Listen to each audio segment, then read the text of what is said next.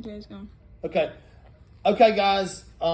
So today we're going to start chapter 3 of the Pearl. We're going to start it. Now, before we begin, I need someone to tell me the last thing that happens in chapter 2. What was it? He Meaning Kino. Kino, he dived into the water, and then he found the big pearl, and then as soon as he got the pearl back to the surface, he realized his son had healed. That's right. They're rich now. That's right. And he made a mistake. Somebody, what's the mistake that he made? Uh-oh. Yes. He accidentally alerted the nearby people. He yelled and alerted everybody. So look, guys, if you ever come into a large sum of money, like you win a lottery or something, which is comparatively what Kino has done, don't tell anybody. If you do, all you're doing is giving people a heads up that you are the person they need to take advantage of. Okay? Which is about what's to happen to Kino. Here we go. Chapter 3. Chapter 3. A town is a thing like a colonial animal. A town has a nervous system and a head, shoulders, and feet. A town is a thing separate from all other towns so that there are no two towns alike. And a town has a whole emotion. How news travels through a town is a mystery not easily to be solved. News seems to move faster than small boys can scramble and dart to tell her, faster than women can call it over the fences. Before Kino and Juana and the other fishers had come to Kino's brush house, the nerves of the town were pulsing, vibrating with the news. Kino had found the pearl of the world. Before panting little boys could strangle out the words, their mothers knew it. Let's stop there. So it's talking about like how fast information travels. Okay? So like if something were to occur in this room, like God forbid there was a fight, before the class was over, somehow, magically, kids in other classes would already know about it. Because that's just how fast rumors travel. So it's saying here that Kino didn't even get his boat back to shore, and it seemed like everybody in town had already heard about this pearl that he found. The news swept on past the brush houses and washed in a foaming wave into the town of stone and plaster. It came to the priest walking in his garden, and it put a thoughtful look in his eyes and a certain memory of certain repairs necessary to the church. He wondered what the pearl would be worth, and he wondered whether he had baptized Kino's baby, or married him for that matter. The news came to the shopkeepers, and they looked at men's clothes that had not sold so well. So when people start finding out, the priest, first person, it says he thinks of things he could use for the church. How am I going to get some of that money? I wonder if I performed Kino's wedding ceremony. I wonder if I did his baptism. Then the news comes to the shopkeepers, and man, I really could sell some of these clothes, make me a little money. I hope old Kino bops up in here. Let's keep going. I'll get the doctor. The news came to the doctor, where he sat with a woman whose illness was age, though she nor the doctor would admit it. And when it was made plain who Kino was, the doctor grew stern and judicious at the same time. He is a client of mine, the doctor said. I am treating his child for a scorpion sting. And the doctor's eyes rolled up in their fat hammocks, and he thought of Paris. He remembered the room he had lived in there as a great and luxurious place, and he remembered the hard-faced woman who had lived with him as a beautiful and kind girl, although she had been none of these three. The doctor looked past his aged patient and saw himself sitting in a restaurant in Paris, and the waiter was just opening a bottle of wine. Now I've got a question. How about you? It says, first sentence of that paragraph, the news came to the doctor where he sat with a woman whose illness was age. What does that mean, that this woman's illness was age? She had it for a long time? Nope. She's old. She's old. Yeah, I mean, sometimes, guess what, dudes? You're going to get old and die, and I don't care how many doctors you go see, that's going to happen, right? That's what it's saying. The news came early to the beggars in front of the church, and it made them giggle a little with pleasure, for they knew there is no almsgiver in the world like a poor man who was suddenly lucky. Kino had found the pearl of the world. In the town, in little offices, sat the men who bought pearls from the fishers. They waited in their chairs until the pearls came in. Then they cackled and fought and shouted and threatened until they reached the lowest price the fishermen would stand. There was a price below which they dared not go. For it had happened that a fisherman in despair had given his pearls to the church. And when the buying was over, the buyers sat alone, and their fingers played restlessly with the pearls, and they wished they owned the pearls. For there were not many buyers, really. This is important. There weren't many pearl buyers, really. There was only one. And he kept these agents in separate offices to give a semblance of competition. The news came to these men, and their eyes squinted, and their fingertips burned a little. Each one thought how the patron could not live forever. Someone had to take his place. Each one thought how with some capital he could get a new start. You have a question? I didn't either. Okay. All manner of people grew interested in Kino. People with things to sell and people with favors to ask. Kino had found the pearl of the world. To get this symbolism. The essence of pearl mixed with the essence of men, and a curious dark residue was precipitated. What did we say darkness represents? Like, Evil. There you go. Good job.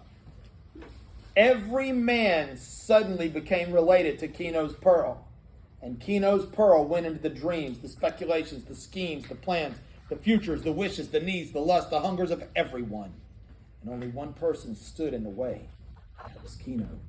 So that he became curiously every man's enemy. The news stirred up something infinitely black and evil in the town. The black distillate was like the scorpion, or like hunger in the smell of food, or like loneliness when love is withheld. The poison sacks of the town began to manufacture venom, and the town swelled and puffed with the pressure of it. When it says the poison sacks of the town began to manufacture venom, what is the author comparing the town to? the scorpion. Snake? No. The scorpion. Scorpion, yeah. Scorpion. It would have been a snake in a lot of stories, but in this one it's a scorpion. Let's keep going.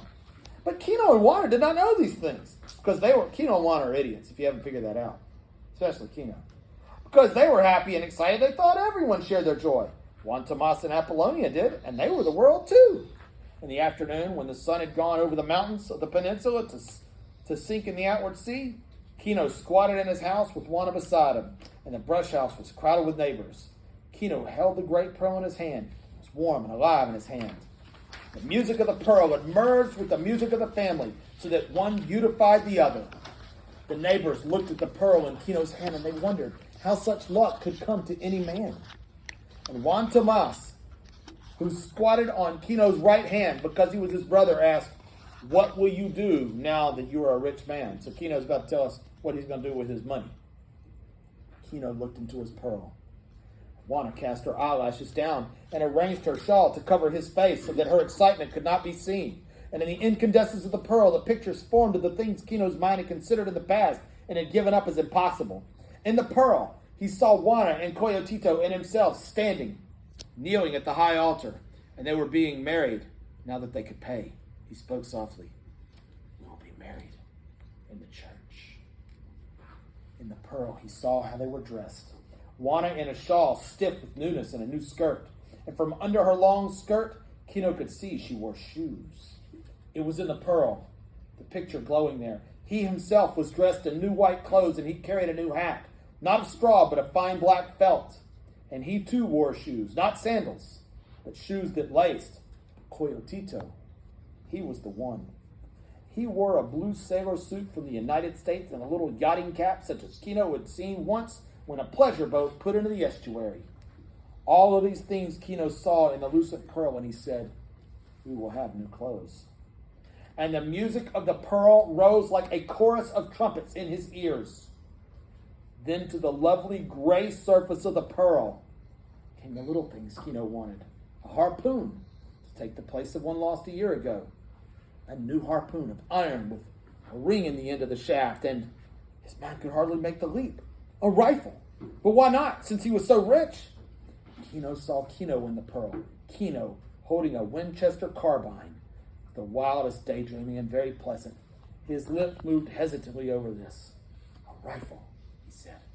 "Perhaps a rifle." It was the rifle that broke down the barriers. This was an impossibility. And if he could think of having a rifle, whole horizons were burst and he could rush on. For it is said that humans are never satisfied, that you give them one thing and they want something more. And this is said in disparagement, whereas it is one of the greatest talents the species has. and one that made it superior to animals that are satisfied with what they have. The neighbors, close pressed and silent in the house, nodded their heads at his wild imaginings, and a man in the rear murmured, "A rifle. He will have a rifle." But the music of the pearl was shrilling with triumph in Kino. Juana looked up and her eyes were wide at Kino's courage and at his imagination.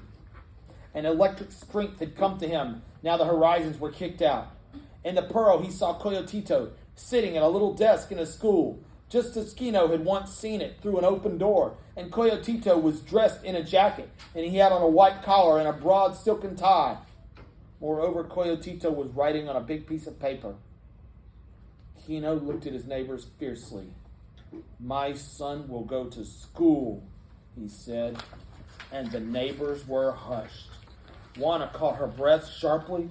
Her eyes were bright as she watched him, and she looked quickly down at Coyotito in her arms to see whether this might be possible. So, 4 things Kino said he's going to do in order. What's the first thing he's going to do with his new wealth? Get married. Second. Nope. Clothes. Clothes is second. Third. No. Rifle. He said harpoon, then he said, heck with a harpoon. I'm getting a gun, baby. I mean, think about it. If you got to hunt, what do you want, a spear or a gun? Okay? And what's the 4th thing? Coyotito goes to school. But Kino's face shone with prophecy. My son will read and open the books, and my son will write and will know writing, and my son will make numbers. And these things will make us free because he will know. He will know, and through him, we will know. And in the pearl, Kino saw himself and Juana squatting by the little fire in the brush hut while Coyotito read from a great book. This is what the pearl will do, said Kino. And he had never said so many words together in his life. And suddenly, he was afraid of his talking. His hand closed down over the pearl and cut the light away from it. Kino was afraid as a man who's afraid, who says, I will, without knowing. Now the neighbors, don't forget about the neighbors, right? Now the neighbors knew they had witnessed a great marvel. They knew that time would now date from Kino's pearl, that they would discuss this moment for many years to come. If these things came to pass, they would recount how Kino looked and what he said and how his eyes shone. And they would say, he was a man transfigured. Some power was given to him, and there it started. You see what a great man he has become. Starting from that moment, and I myself saw it. And if Kino's planning came to nothing, those same neighbors would say, there it started. A foolish madness came over him, so that he spoke foolish words. God keep us from such things. Yes, God punished Kino because he rebelled against the way things are. You see what has become of him, and I myself saw the moment when his reason left him. Kino looked down at his closed hand, and the knuckles were scabbed over and tight where he had struck the gate. Now the dusk was coming, and Juana looped her shawl under the baby so that he hung against her hip. And she went to the fire hole and dug a coal from the ashes and broke a few twigs over it, fanned a flame alive. The little flames danced on the faces of the neighbors. They knew they should go to their own dinners. They were reluctant to leave. The dark was almost in. So what kind of day is it becoming? Getting near night. Juana's fire threw shadows on the brush walls when the whisper came in, passed from mouth to mouth. The Father is coming. The priest is coming. So let's be real. Do you think the priest normally comes to Kino's neighborhood? No. That would be a definite no. What's that let us know about this priest? Greedy. And greed, that's evil, right? That's a sin. Keep going. Father is coming. The priest is coming. The men uncovered their heads and stepped back from the door. And the women gathered their shawls about their faces and cast down their eyes. Kino and Juan Tomas, his brothers, stood up. The priest came in, a graying, aging man with an old skin and a sharp young eye. Children he considered these people, and he treated them like children. Now get this, listen to this. Kino, he said softly, thou art named after a great man, great father of the church. He made it sound like a benediction. Thy namesake tamed the desert, sweetened the minds of thy people. Didst thou know that? It is in the books. Let's stop there. Those of you that go to church, you ever heard of Kino in the Bible? I would think not. You ever heard of Father Kino? What about Saint Kino? So what is this priest doing? He's lying. Kino looked quickly down at Coyotito's head, where he hung on Juana's hip. Someday, his mind said, that boy would know what things were in the books and what things were not. The music had gone out of Kino's head, but now, thinly, slowly, the melody of the morning, the music of evil, of the enemy, sounded, but it was faint and weak. And Kino looked at his neighbors to see who might have brought the song in. So when Kino hears this melody of evil or whatever, music of evil, who brought that song in? The priest. Obviously the priest. But the priest was speaking again. It has come to me that thou hast found a great fortune, a great pearl. Kino opened his hand and held it out, and the priest gasped a little at the size and beauty of the pearl. Then he said, I hope thou wilt remember to give thanks, my son, to him who has given thee this treasure, and to pray for guidance in the future. Kino nodded dumbly, and it was Juana who spoke softly. We will, Father, and we will be married now. Kino has said so. She looked at the neighbors for confirmation, and they nodded their heads solemnly. The priest said, It is pleasant to see that your first thoughts are good thoughts. God bless you, my children. He turned and left quietly, and the people let him through. But Kino's hand had closed tightly on the pearl again, and he was glancing suspiciously, for the evil song was in his ears, shrilling against the music of the pearl. The neighbors slipped away to go to their houses, and Juana, squatted by the fire, set her clay pot of boiled beans over the little flame. Kino stepped to the doorway and looked out. As always, he could smell the smoke from many fires. He could see the hazy stars and feel the damp of the night air, so that he covered his nose from it. The thin dog came to him and threshed itself in greeting like a wind-blown flag, and Kino looked down at it and didn't see it. He had broken through the horizons into a cold and lonely outside. He felt alone and unprotected, and scraping crickets and shrilling tree frogs and croaking toads seemed to be carrying the melody of evil. Kino shivered a little and drew his blanket more tightly against his nose. He carried the pearl still in his hand, tightly closed in his palm, and it was warm and smooth against his skin. Behind him he heard Juana patting the cakes before she put them down on the clay cooking sheet. Kino felt all the warmth and security of his family behind him. And the song of the family came from behind him like the purring of a kitten. But now, by saying what his future was going to be like, he had created it. A plan is a real thing, and things projected are experienced. A plan once made and visualized becomes a reality along with other realities, never to be destroyed but easily to be attacked. Thus, Kino's future was real. That having set it up, other forces were set up to destroy it, and this he knew, so that he had to prepare to meet the attack. And this Kino knew also, that the gods do not love men's plans. The gods do not love success unless it comes by accident. He knew that the gods took their revenge on a man if he be successful through their own efforts.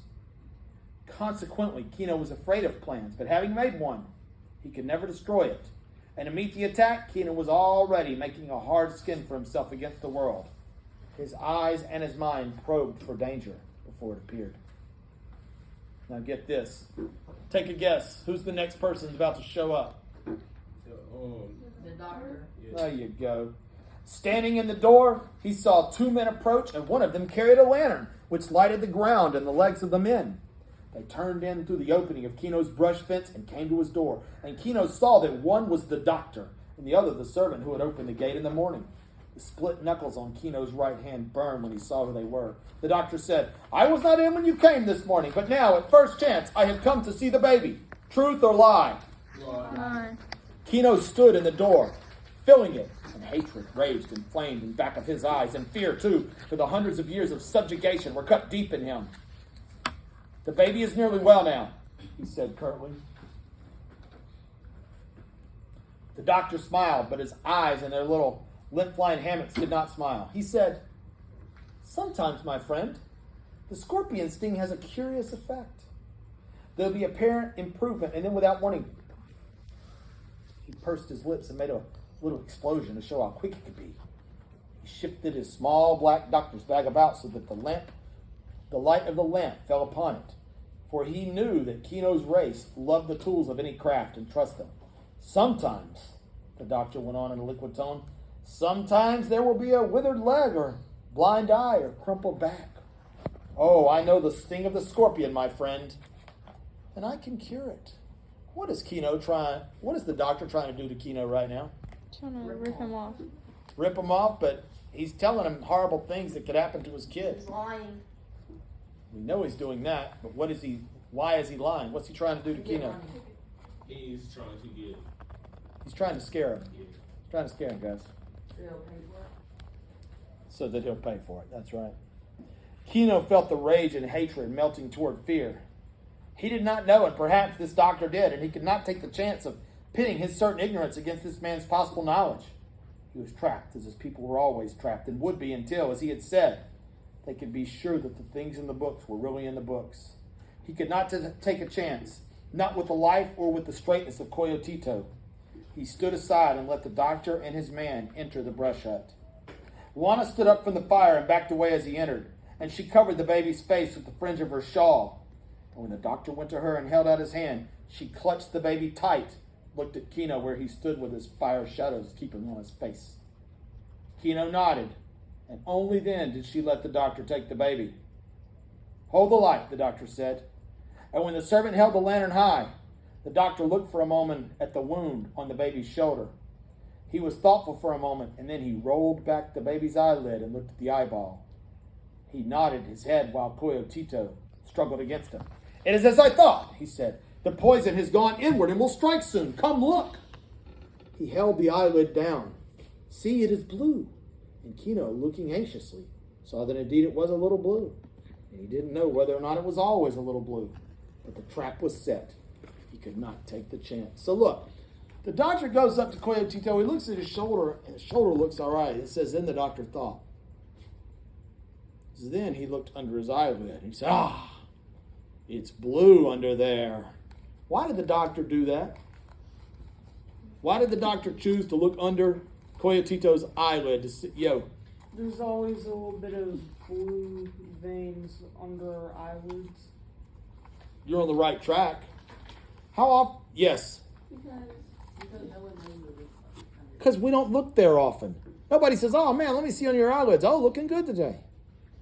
So he knew that he could fool Keno by doing that, right? If he said, oh, his skin looks a little pale, Keno would be like, no. Skin is always pale. Or his skin's a little red or whatever, right?